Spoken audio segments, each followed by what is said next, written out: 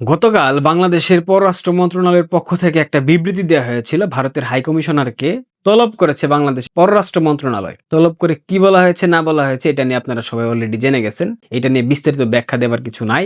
কিন্তু ভারত চমৎকার একটা কূটনৈতিক আচরণ উপহার দিয়েছে বাংলাদেশের অবৈধ অন্তর্বর্তীকালীন সরকারকে। তারা ঢাকার সব দাবি প্রত্যাখ্যান করেছে। কি দাবি ছিল? হাদির যে হত্যা চেষ্টাকারী ভারতে লুকিয়ে আছে সেটাকে যেন ভারত সরকার ফিরিয়ে দেয়, এরকম একটা বিষয়। এবং শেখ হাসিনাকে, আসাদুজ্জামান খান কামালকে বাংলাদেশে ফিরিয়ে দিতে হবে, তারা তাদের বিচার নিশ্চিত করবে, এ ধরনের অনেক কথাই বলা হয়েছে। কিন্তু ভারত প্রত্যেকটা দাবিকে সম্পূর্ণরূপে প্রত্যাখ্যান করেছে। বাংলাদেশের অন্তর্বর্তীকালীন সরকারের যে পররাষ্ট্র উপদেষ্টা জমির দালাল তৌহিদ হোসেন, এই লোকটাকে আমি বিচক্ষণ মনে করি। একটা আপাদমস্তক ব্যক্তি এই লোক বুঝেই না কখন কোথায় কি কথা বলতে হয়। ভারত বাংলাদেশ আওয়ামী লীগের ঐতিহাসিক বন্ধু রাষ্ট্র। ভারতবর্ষ কখনো বঙ্গবন্ধু কন্যাকে বাংলাদেশে ফেরত দেবে এ কথা এরা কিভাবে ভাবে? এই গর্ধবের বাচ্চারা, এই গর্ধবের বাচ্চারা কি জানে না শেখ হাসিনা ভারতে বন্দী অবস্থায় নাই? এই গর্ধবের বাচ্চারা কি বুঝে না শেখ হাসিনা ভারতে রাষ্ট্রীয় অতিথির মর্যাদায় আছে, তাকে প্রধানমন্ত্রীর প্রটোকল দেওয়া হচ্ছে? গত কয়েকদিন পূর্বে ডক্টর এস জয়শঙ্কর তিনি বলেই দিয়েছেন শেখ হাসিনা ভারতে এসেছেন একটা উত্তপ্ত পরিস্থিতির কারণে, শেখ হাসিনা ভারতে এসেছেন তার জীবন রক্ষার্থে। এই বার্তাটা এরকম ছিল, তিনি স্পষ্ট বুঝিয়ে দিয়েছেন শেখ হাসিনা বাংলাদেশ থেকে ভারতে এসেছেন তার নিজের ইচ্ছায় এবং তিনি বাংলাদেশে যাবেন ভারত থেকে তার নিজের ইচ্ছায়। এখানে ভারতের সরকার কোনো প্রকার হস্তক্ষেপ করতে পারবে না এবং তারা করবে না। এরপরেও বারবার বারবার বারবার নির্লজ্জের মতো, বেহায়ের মতো বারবার ভারতকে বলা হয় শেখ হাসিনাকে ফিরিয়ে দেন, আসাদুজ্জামান খান কামালকে ফিরিয়ে দেন। আরে চাইলে কি ছেলের হাতের মোয়া নাকি? আবার বাংলাদেশের গণমাধ্যমগুলা এই বাচ্চারা এক একটা সংবাদ প্রকাশ করে যেগুলো দেখার পর মনে হয় একদম মাজা বরাবর দুইটা মেরে দেই। ভারতীয় হাই কমিশনারকে তলব করেছে বাংলাদেশের পররাষ্ট্র মন্ত্রণালয়। আরে গর্ধবের বাচ্চা, বাংলাদেশের বর্তমান অন্তর্বর্তীকালীন সরকার যেখানে ভারতের সাথে সুসম্পর্ক সৃষ্টি করার জন্য হাতে পায়ে ধরছে, অজিত দোভালের হাতে পায়ে ধরতেছে খলিল, রজার খলিল যে নিরাপত্তা উপদেষ্টা, পররাষ্ট্র উপদেষ্টা জমির দালাল তৌহিদ হোসেন, ডক্টর এস জয়শঙ্করের পা চাটতেছে গিয়ে। এদিকে ইউনুস নরেন্দ্র মোদীর সাথে কথা বলার জন্য চাতক পাখির মতো তাকিয়ে থাকে এক চোখে এক পলকে। অথচ এরা গণমাধ্যম যারা আছে এরা সংবাদ প্রকাশ করতেছে প্রণয় ভার্মাকে জরুরি তলব করেছে। আরে বাংলাদেশের মতো একটা ভিক্ষুক ভিখারি রাষ্ট্রের সেই সক্ষমতা আছে? ভারতীয় হাইকমিশনারকে তলব করা, প্রণয় ভার্মাকে তলব করার মতো সক্ষমতা বাংলাদেশের এই অন্তর্বর্তীকালীন সরকারের আছে? যেটা হয়েছে তারা সসম্মানে ডেকেছে, এসেছে, কথা বলেছে, কূটনৈতিক ভাষা সেখানে ছিল, এরপর দাবি প্রত্যাখ্যান করে দিয়েছে ভারতের পররাষ্ট্র মন্ত্রণালয়। এই যে মিথ্যাচারগুলো, এই যে বাংলাদেশের মানুষের চোখে ধুলো দেওয়া, সংবাদের হেডলাইন দেখলে গণমাধ্যম গুলাকে মনে হয় ইতিহাসে এদের মতো নির্লজ্জ বেহায়া কোনো গণমাধ্যম পৃথিবীতে আর কোথাও নাই।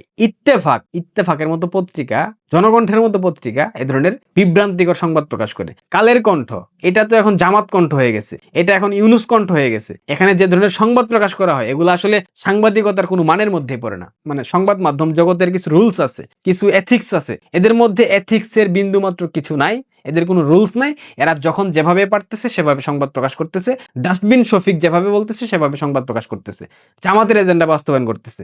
জামাতের এক বাচ্চা গোলাম পারোয়ার না কি যেন নাম, জেনারেল সেক্রেটারি মেবি, আমি জানি না তার পদ পদবি। শহীদ বুদ্ধিজীবী দিবস ছিল গতকাল 14 ডিসেম্বর। শহীদ বুদ্ধিজীবী দিবসে যে শহীদ বুদ্ধিজীবীদেরকে হত্যা করা হয়েছিল তাদেরকে নাকি ভারত হত্যা করেছে, ভারতীয় গোয়েন্দা সংস্থা র হত্যা করেছে। এদেশের দিল্লির দাবিদাররা বুদ্ধিজীবী হত্যার ঘটনা নিয়ে তাদের প্রথাগতভাবে সমস্ত দায় দায়িত্ব ঘৃণিতভাবে জামাত ইসলামীর উপরে চাপাবার যে চেষ্টা করেছেন, তিলে তিলে ইতিহাসের অনেক ইতিহাস এবং তথ্য আবিষ্কার হচ্ছে যে এই হত্যার পিছনে দিল্লির পরিকল্পিত ষড়যন্ত্রের ভিত্তিতে ভারতীয়রা আমাদের এই সেরা সন্তানকে হত্যা করেছে। এই বাচ্চারা মিথ্যা বলতে বলতে মিথ্যাটাকে এত শৈল্পিক পর্যায়ে নিয়ে গেছে যেটা আসলে এখন আর মিথ্যা মনে হয় না। ভারত নাকি বুদ্ধিজীবীদের হত্যা করেছে। বুদ্ধিজীবী হত্যার মূল মাস্টার মাইন্ড ছিল কারা সেটা খোদ গোলাম আজম বলে গিয়েছে কারা বুদ্ধিজীবী হত্যা করেছে।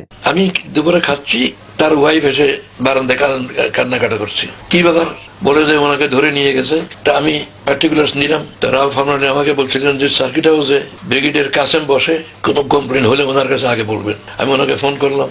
এরপরে দুদিন পরে ওই লোকের নাম সূর্য মিয়া, ডাক নাম ছিল সূর্য মিয়া, উনি আমার বাড়ি এসে বসলেন। আপনি কেমন করে আসলেন, কোথেকে আসলেন? বলে যে সার্কিট হাউসের ওখানে আর্মির গাড়িতে আমাকে নিয়ে আসছে এবং লাঠি দিয়ে আমাকে গাড়ির থেকে ফেলে দিয়েছে। এই কথা বলে যে গোলাম আজম নাকি কি সুপারিশ করছে তোর পক্ষে, তো যা, এই বলে গাড়ি থেকে লাঠি দিয়ে আমাকে ফেলে দিল। আমি সেন্সলেস হয়ে গেলাম। তারপর যখন নাকি সেন্স ফিরেছে তারপরে একটা রিক্সা দেখে আমি ডাকলাম, এই রিক্সাতে যেন আপনার বাড়িতে আসছি। এইভাবে মানুষের যেটুকু সম্ভব খেদমত করেছি। ওদের যে পিতা গোলাম আজম বাচ্চা রাজাকার গোলাম আজম, এদের এদের এদের বাংলাদেশে থাকতে দেওয়া উচিত? আপনারা বলেন তো। এই বাচ্চাগুলাকে বাংলাদেশ থেকে লাথি মেরে বের করে দেওয়া উচিত না? বাংলাদেশের মাটিতে বসে বাংলাদেশের আলো, বাংলাদেশের পানি, বাংলাদেশের বাতাস ব্যবহার করার মতো সেই যোগ্যতা এই বাচ্চাগুলার একটারও আছে? নেই তো। এদেরকে অদূর ভবিষ্যতে বাংলাদেশে আর কখনো বাস করতে দেওয়া হবে না। এদের হয় জলে ডুবিয়ে মারা হবে, এদের না হয় একদম গোড়া থেকে কেটে দেওয়া হবে, একেবারে কেটে দেওয়া হবে। এদেরকে বাংলাদেশে কখনো থাকতে দেওয়া যাবে না। জামাত একটা ক্যান্সার, জামাতের এক একটা ক্যান্সার। বাংলাদেশে যারা জামাত করে এরা এক একটা বাচ্চা। এদের কোনো আদর্শ নাই, এদের কোনো নীতি নাই। এরা প্রত্যেকটা ধর্ম ব্যবসায়ী। এরা ইসলামকে অসম্মান করে। এরা নিজেদের রাজনৈতিক স্বার্থ চরিতার্থ করার জন্য ইসলামকে সবসময় ব্যবহার করে এসেছে এবং ভবিষ্যতে ব্যবহার করবে। এই বাচ্চারা বাংলাদেশে থাকার অধিকারটুকু হারিয়ে ফেলেছে এই মিথ্যাচারের কারণে। এই বাচ্চাগুলাকে আসলে এদের কথা শুনলে গায়ের রক্ত মাথায় উঠে যায়, মুখ দিয়ে কি বের হয়ে যায় বুঝি না, মাথায় কাজ করে না ঠিকঠাক। ভালো থাকবেন, পারলে সাবস্ক্রাইব করে দিয়েন। ধন্যবাদ।